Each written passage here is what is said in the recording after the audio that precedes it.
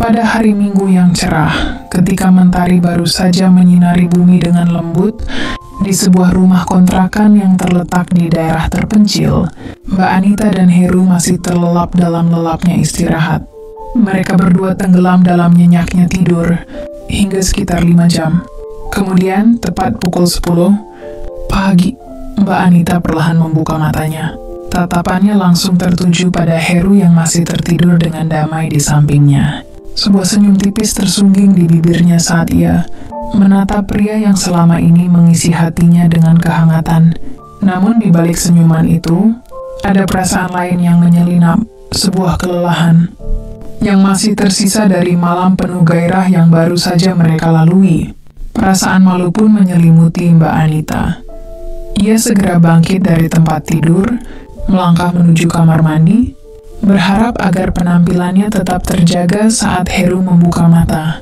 Sementara itu, Heru yang mulai tersadar hanya menatap dirinya sendiri di cermin. Wajahnya masih tampak sedikit kusut, tapi dia tidak terlalu mempermasalahkannya. Usai mandi, Mbak Anita bergegas ke dapur. Di sana, ia melihat masih banyak potongan daging tersimpan dalam kulkas.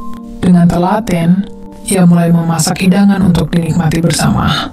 Heru sambil menunggu masakan matang, pikirannya melayang jauh, membayangkan masa depan yang ia impikan, kehidupan bahagia bersama Heru sebagai pasangan sejati. Tiba-tiba, suara Heru memecah keheningan pagi. "Udah mandi ya sayang? Tadi malam udah cukup, tapi pagi-pagi tanganku tetap jahil," katanya dengan nada menggoda. Mbak Anita terkikik kecil, lalu membalas dengan manja, "Kamu makin tampan aja, bikin aku makin suka." Namun di balik candaan itu, ada sebuah keluhan yang tersirat. Heru pun menambahkan, setengah bercanda namun tetap terdengar lembut, "Sayang, jangan buru-buru suruh aku mandi dan sarapan. Udah jam 10. Waktunya kita menikmati makanan yang kamu siapkan."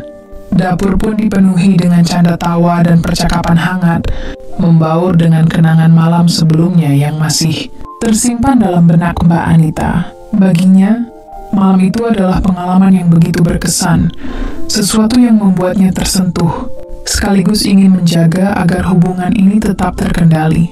Setelah selesai bersiap, Heru merapikan rambutnya dengan hati-hati, memastikan penampilannya tetap rapi sebelum bergabung dengan Mbak Anita di meja makan.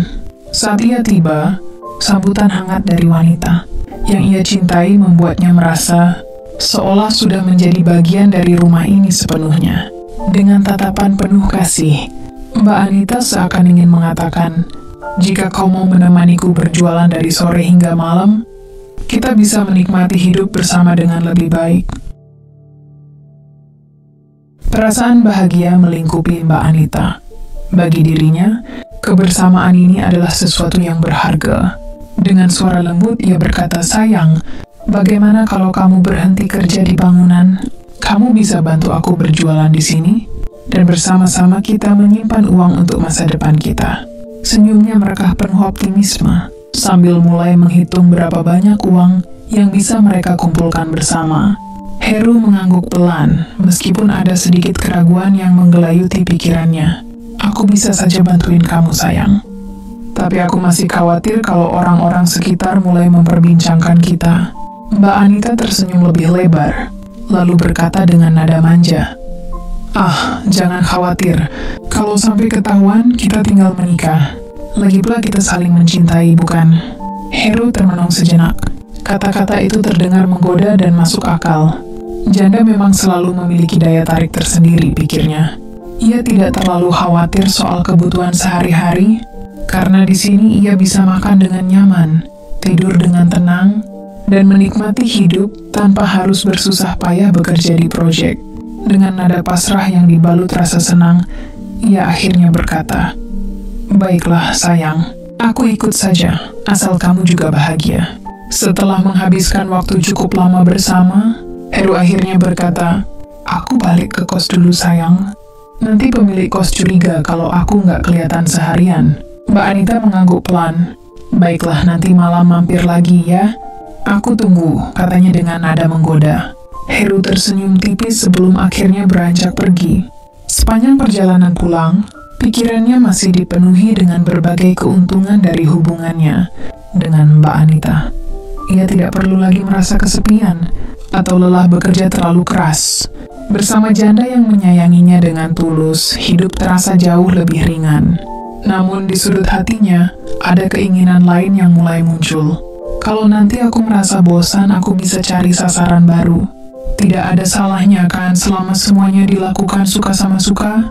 Pikirnya sambil menyunggingkan senyum kecil. Tiba-tiba, bayangan istri pemilik kos melintas di benaknya.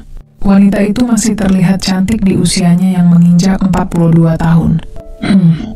Menarik juga, gumamnya pelan, lalu melangkah masuk ke kamar kos. Dengan berbagai rencana yang mulai terbentuk di pikirannya. Saat malam tiba, Heru tahu bahwa targetnya pasti sudah pulang ke rumah.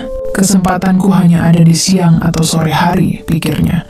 Tidak perlu terburu-buru, yang penting pasti dulu. Jika seorang janda atau wanita bersuami sudah pernah merasakan kehadirannya, cepat atau lambat mereka akan kembali menginginkannya. Pelan-pelan saja, main dengan strategi, gumamnya dengan penuh perhitungan. Banyak target, tidak perlu tergesa-gesa. Tatapannya mengarah jauh ke depan, memikirkan langkah selanjutnya. Sekitar 50 meter dari tempatnya, ada sebuah rumah di sudut jalan yang tampak sepi. Pagi hingga sore hari, daerah ini memang cenderung lengang karena para penghuninya sibuk bekerja.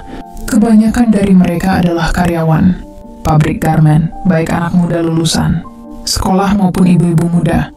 Gaji mereka lumayan, sekitar 4 hingga 5 juta per bulan. Cukup buat menabung dan memenuhi kebutuhan anak-anak mereka, pikir Heru sambil menyeringai kecil. Setelah puas menyusun rencana, Heru merebahkan tubuhnya, bersantai sambil menonton televisi, dan sesekali menggulir layar ponselnya. Beranda Facebooknya dipenuhi unggahan orang-orang, tetapi perhatiannya tertuju pada satu foto, potret dirinya sendiri, diambil kemarin saat ia sedang menikmati kopi di warung Mbak Anita. Di tempat lain, Butini yang secara tak sengaja melihat unggahan tersebut merasa ada sesuatu yang menarik perhatiannya. Rasa penasarannya membuatnya menelusuri profil Heru, mengamati satu persatu foto yang ada di sana. Pemuda ini, agama Butini, sambil mengingat kembali kejadian kemarin, saat Heru melontarkan godaan kepadanya di warung. Pipi wanita paruh baya itu sedikit merona. Ada sesuatu yang berbeda dari Heru, wajahnya menarik, penuh semangat, dan yang paling berbahaya, ia pandai memainkan kata-kata untuk merayu. Matanya masih terpaku pada foto-foto Heru, sementara pikirannya mulai bertanya-tanya. Astaga, kenapa aku malah memikirkannya? Apakah ini gara-gara godaannya kemarin? Namun, ia buru-buru menggeleng, berusaha mengabaikan pikirannya sendiri. Dia pasti hanya bercanda. Aku ini bukan perempuan muda lagi. Kenapa harus terbawa perasaan? Meski begitu, ada suara kecil di hatinya yang berbisik, tapi bagaimana kalau dia memang serius? Merasa gelisah dengan pikirannya sendiri, Butini akhirnya mengumpulkan keberanian dan mulai mengetik sebuah pesan. Hello Heru, pesannya terkirim. Namun setelah beberapa saat tak ada tanda-tanda balasan.